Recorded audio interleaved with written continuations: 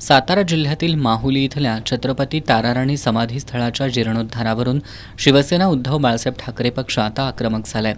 करवीर संस्थापिका छत्रपती ताराराणी यांच्या समाधीस्थळाकडे दुर्लक्ष होत असेल तर आम्ही स्वस्थ बसणार नाही.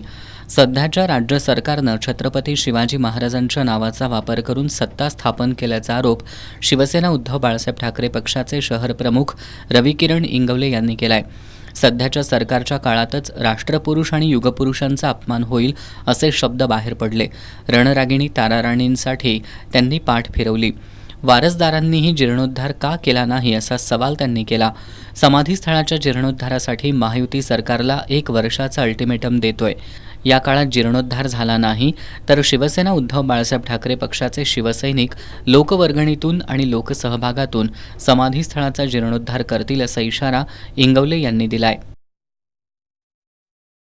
तशाच पद्धतीनं ह्या समाधीची दुरावस्था त्यांनी निधी उपलब्ध करून द्यावी, अन्यथा 1 वर्षानंतर शिवसेना टर्म कंडिशन्स पाळून, हेरिटेज प्रॉपर्टी असल्यामुळे टर्म्स कंडिशन्स पाळून ती समाधी दुरावस्थेतून बाजूला कशी होईल यासाठी लोकसहभागातून व लोकवर्गणीतून आम्ही ती समाधी अतिशय चांगल्या पद्धतीनं दिमाखात व महाराष्ट्र राज्यातील कानाकोपऱ्यातील शिवप्रेमींनी पाहावी अशी करून दाखवू. पत्रकार परिषदेला शहर प्रमुख सुनील मोदी, उपशहर प्रमुख विशाल देवकुळे, माजी नगरसेविका प्रतिज्ञा उत्तुरे, रीमा देशपांडे, शशिकांत बिडकर आदी उपस्थित होते.